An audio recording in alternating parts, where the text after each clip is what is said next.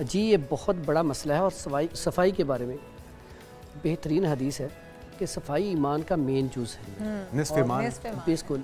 और इसमें देखें, सफाई अगर आपकी नहीं है, इसमें अगर आपके मुंह से बदबू आ रही है या आपको पसीना आ रहा है, खुद भी इरिटेट होती हैं, और साथ साथ जो साथ वाला बंदा है, आपकी पर्सनैलिटी जितनी मर्जी अच्छी हो, अच्छा लिबास पहना हो, खूबसूरत हो, लेकिन अगर आपके मुंह से बदबू आ रही है या आपके पसीने से स्मेल आ रही है, तो इससे आपकी वो खूबसूरती सारी मांद पड़ जाती है। सामने वाला बंदा या तो आपसे सही तरीके से बात नहीं करेगा या थोड़ा सा घबरा के बात करेगा, आप खुद भी इरिटेट होंगे। तो इसलिए इसके बारे में जो नबी सल्लल्लाहु अलैहि वसल्लम ने हमारी रहनुमाई की है, अस्सिवाकु मतहरतुल फमी व मरज़ातुल रब, यानी कि मिसवाक मुंह को पाक भी करती है और रब को राज़ी भी करती है। अब मिसवाक बेहतरीन चीज़ है मुंह को साफ़ करने के लिए, इससे मुंह की बदबू होगी नहीं, क्योंकि जब आप पाँचों टाइम मिसवाक करेंगे या कम अज़ कम सुबह शाम ही मिसवाक करेंगे तो मुंह आपका बिल्कुल साफ़ रहेगा। क्योंकि बहुत सारी बीमारियां ऐसी हैं जिनका ताल्लुक मुंह के साथ है। अगर आपने मिसवाक नहीं की रात को सोते वक्त, जो आपने खाना खाया है उसके जर्म्स आपके मुंह में रहेंगे, उससे क्या होगा, ताफुन पैदा होगा, बाज़ुकात उससे फिर रेशा पैदा हो जाता है, फिर उसकी वजह से भी आपके मुंह से स्मेल आती है। आपकी इस बात से हकीम साहब याद आया कि वो जो वाक़या है हुज़ूर अकरम सल्लल्लाहु अलैहि वसल्लम की रहलत फरमाने का, आखिरी जो उनका अमल था जाने से पहले, इस दुनिया से कूच करने से पहले, अल्लाह ताला से मुलाकात करने से पहले उन्होंने मिसवाक मंगवाई और फिर अम्मा आयशा रज़ी अल्लाह ताला अन्हा ने उनको अपने, क्योंकि उनके इतना उसमें सकत नहीं थी, तो उन्होंने अपने मुंह से उसको नरम करके नबी पाक को दिया। तो ये इसकी अहमियत का अंदाज़ा हम इस बात पे से तो कर सकते हैं। ये बड़ी ज़बरदस्त आपने बात कोट की और ये आजकल की नस्ल को इसको समझना चाहिए कितनी ज़रूरी है। बल्कि ये इतनी ज़रूरी थी कि अगर कुछ दफ़ा प्यारे नबी सल्लल्लाहु अलैहि वसल्लम मिसवाक ना करते तो ये नमाज का हिस्सा होता, रब से मुलाकात, और बिल्कुल ज़रूरी समझा उन्होंने। और देखें, जब आप रब के साथ ताल्लुक़ कायम करने जाते हैं नमाज के लिए, तो उसके लिए इतना ज़बरदस्त है कि रब भी पसंद नहीं करता कि आपके मुँह से स्मेल आए। ठीक है, तो एक इसी तरह बंदे ने सिगरेट छोड़े, तो किसी ने उसे कहा कि यार जब आप रब के साथ ताल्लुक़ कायम करते हो, नमाज़ पढ़ते हो, तब भी आपके मुंह से स्मेल आ रही होती है। तो उसने सोचा मैं सिगरेट पीता हूँ और मैं जब जाता हूँ तो मुंह से तो वाकई स्मेल आ रही होती है। उसने उसी दिन वहाँ पे सिगरेट छोड़ दिए कि मेरे मुंह से स्मेल ना। लहसुन और प्याज खा के मस्जिद जाने से, यानी कि कितनी बड़ी अहमियत है स्मेल की, तो इसको ख़त्म होना चाहिए। और इसमें और भी बहुत बड़ी गलती हैं, जैसे आपने एक बात कही कि अपने आप को वॉश ना करना, ना नहाना। ठीक है, अब नहाने से तबीयत आपकी हशाश बशाश होती है, आप एक्टिव हो जाते हैं और आपकी खूबसूरती भी बढ़ती है, तो इसलिए नहाना चाहिए। क्योंकि बाज़ोकात आपको जब गर्मी में पसीना आता है तो अंडर आर्म में ज़्यादा स्मेल होती है। ठीक है, इसके लिए सादा से एक तो है कि शब यमानी अक्सर पंसार स्टोर से मिल जाती है। इसका जड़ी बूटी है? नहीं जी, इसका सादा नाम है फटकड़ी। अच्छा, ठीक है, आपने इतना मुश्किल कह देते, फटकड़ी कह देते, हमें समझ में आ जाता है। तो ये पहली बार सुना। अच्छा, फटकड़ी ऐसी चीज़ है कि अगर इसको आप नहाने के बाद हल्का सा लगा लें तो इससे भी स्मेल चली जाती है।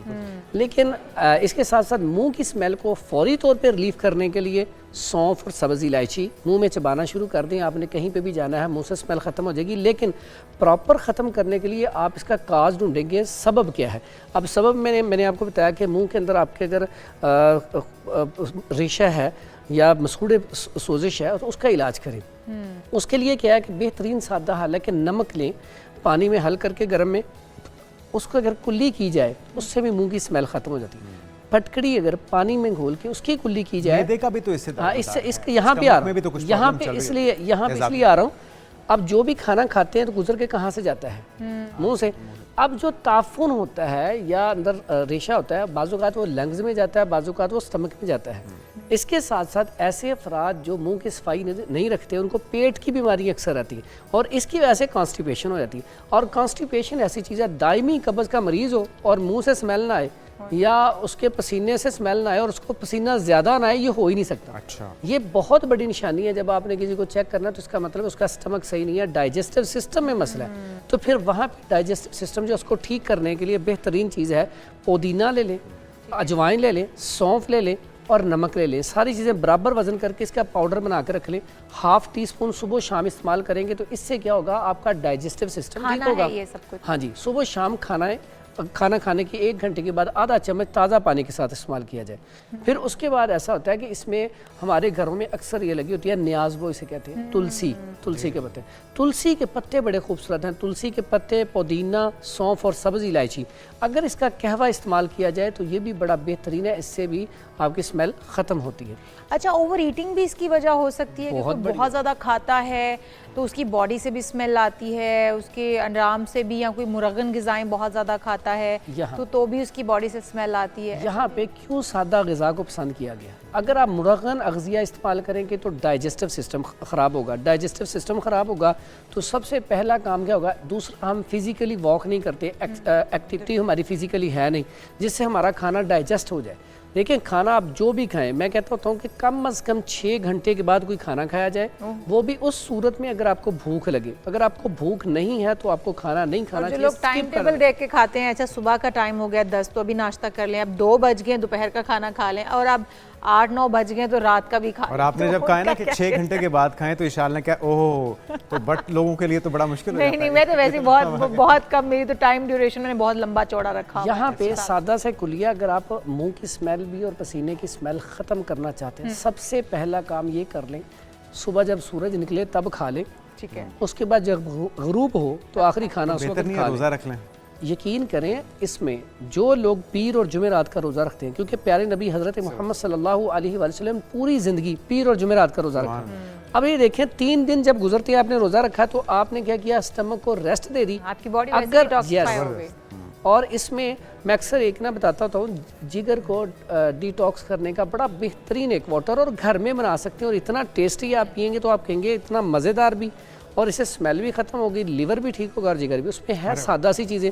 पुदीना ताज़ा आम मिल जाता है अच्छा वाला, पुदीना ले लें, और उसके बाद गुड़ ले लें। गुड़ को छोटा छोटा कर लें। वैसे तो शक्कर भी ठीक है, लेकिन शक्कर अक्सर सही मिलती नहीं है, तो आप गुड़ को लेकर उसको भी अच्छा वाला पीस कर लें। उसके बाद उसमें जितना का आपने पानी पीना उतना पानी डाल लें, फिर उसको ग्राइंड करें। उसके बाद उसमें गुड़ और पानी, और इसमें थोड़ा सा आपने लेमन निचोड़ना है और थोड़ा सा नमक। यकीन करें, इतना कमाल का है। आप बेशक अपनी बोतल भर के साथ लिए और वो पीते रहें, घर में आप पिए, फौरी तौर पे आपको ठंडक भी पहुंचाता है जिगर के लिए, क्योंकि इससे यूरिन ज़्यादा आके आपका जिगर ज़बरदस्त वर्किंग शुरू करता है। क्योंकि सफरा बहुत बढ़ती है, क्योंकि आप देखें पसीना कब आता है? ज़्यादा आपको जब गर्मियाँ आती, तो इस गर्मियों में क्या होता है? सफरा बढ़ जाता है। और बाज़ औक़ात शुगर भी इसका बहुत बड़ा सबब है। लोग और इलाज करवाते रहते हैं, मुंह से स्मेल नहीं जाती, शुगर की तरफ ध्यान नहीं होता। जब शुगर भी आपकी बढ़ जाए तो उसकी वजह से भी मुंह से स्मेल आना शुरू हो जाती है। अच्छा, एक तो हकीम साहब, जिस तरह से आपने कहा कि गर्मियों में कुछ बच्चों को, कुछ बड़ों को, सर्दियों में भी ये मसला होता है दरपेश के बॉडी से स्मेल आती रहती है। और एक और चीज़, पाँव से स्मेल आना। अब किसी के पाँव की स्मेल इतनी गंदी होती है कि आप बेचैन हो जाते हो, आपका दिमाग जो है वो सुन्न हो जाता है। दिमाग मेरा तो उड़ ही जाता है, समझने की सलाहियत नहीं रहती। पाँव की स्मेल जो है, इससे अब वो बंदा कमरे में इंटर हो जाए, हाँ जी, तो पता लगता है वो आ गया तो बैठना मुश्किल हो जाता है। ठीक है, बाजू का तो सॉक्स उतारे, बाजू का सॉक्स ना भी रखे साइड पे तो पता चल जाता है। नहीं तो घर में ऐसा भी होता है, बाजू का किसी की सॉक्स पड़ी हो तो पता चल जाता है फलां की है सॉक्स। एग्जैक्ट। तो इसमें बड़ा बेहतरीन सादा सा, एक तो नीम के पत्ते और बेरी के पत्ते, इनको पानी में उबाल लें। उबालने के बाद इसमें नमक डाल के थोड़ी देर तक पाँव इसके अंदर रखें। और उसके बाद पाँव की स्मेल हो, आपके अंडरआर्म में स्मेल हो, तो बड़ा सादा नुस्खा है, बड़ा सादा सा। नमक, ये साल्ट जो है बारीक वाला, जो हम देसी नमक लेते हैं डली वाला, उसको पाउडर कर लें। उसके 1000 mg के कैप्सूल भर के 1 कैप्सूल रोज़ाना खाएं। और सिर्फ नमक नहीं, एक आपको और बताऊं, अगर खून के अंदर गाढ़ापन है तो ये खून की सर्कुलेशन को बेहतर करेगा, ब्लड प्रेशर का इलाज है। अगर आप, हाँ जी, अगर आपका कोई किडनी का इशू है, CKD पेशेंट है, CKD पेशेंट है, या क्रिएटिनाइन और यूरिया बढ़ा हुआ, तो फिर आप इसका इस्तेमाल ना करें। अच्छा। अदरवाइज़ ये इतना ज़बरदस्त नुस्खा है, और नुस्खा कोई भी आपको किसी प्रोग्राम में बताया जाए तो उसका मकसद होता है कि आप इसके ऊपर अमल करें। लेकिन अगर आपको शुगर है, ब्लड प्रेशर है, कोई ऐसा मसला है, तो पहले डॉक्टर से मशवरा कर लें। ठीक है, इससे पाँव की स्मेल भी चली जाएगी, बिल्कुल, इससे आराम की स्मेल भी चली जाएगी, बॉडी की, मुंह की सारी स्मेल खत्म हो जाएगी। बिल्कुल। और अच्छा, हम लोग घरों में कहते हैं कि अर्के गुलाब पड़ा हुआ है, अर्के गुलाब पानी में डाल के नहा लें जी, उससे भी ठीक हो जाएगा। पटरी को, जैसे आपने पहले कहा, पटरी को पानी में डाल के नहा लें, उससे भी ठीक हो जाएगा।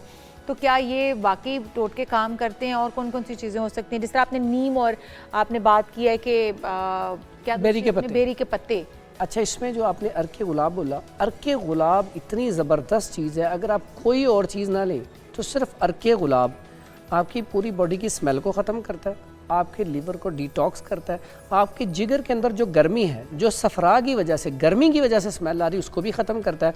फिर मैं समझता हूँ इस मौसम में अर्के गुलाब आपके घर में होना चाहिए। आप पूरे दिन में आप अगर आपने कूलर रखा हुआ, उसमें पानी भरा हुआ, तो उसमें थोड़ा सा अर्के गुलाब डाल दें। उससे एक तो आपके पीने के लिए भी, पीने के लिए अब आपने वो पूरा आपका एक कूलर, फैन वाला कूलर नहीं फैन वाला कूलर नहीं, पानी वाला कूलर। वक्त। अच्छा, फैन वाला डाल लेंगे तो और अच्छा है, पूरे घर में खुशबू आएगी। ठीक है, लेकिन ये पानी पीने वाला अगर आप बोतल कोई आप लेके आते हैं उसमें थोड़ा सा डाल लिया करें, इससे एक तो खुशबू आएगी आप में से, दूसरा ये पसीने की बदबू को भी ख़त्म करता है, प्लस गर्मी नहीं होने देता। और इसमें क्या होता है, ज़्यादातर गर्मी होने की वजह से बहुत ज़्यादा मसाइल पैदा होते हैं कि पसीना ज़्यादा आने की वजह से भी कमज़ोरी, नकाहत बहुत ज़्यादा बढ़ जाती है। क्योंकि जब भी आपको पसीना ज़्यादा आएगा तो इसका मतलब ये है आपकी बॉडी आहिस्ता आहिस्ता कमज़ोर हो रही है, सुस्ती काहली में जा रही है। ठीक है, जैसे आपका इसी मौसम में 40 सेंटीग्रेड से अगर टेम्परेचर ज़्यादा हो जाए तो नमकियात की कमी हो जाती है।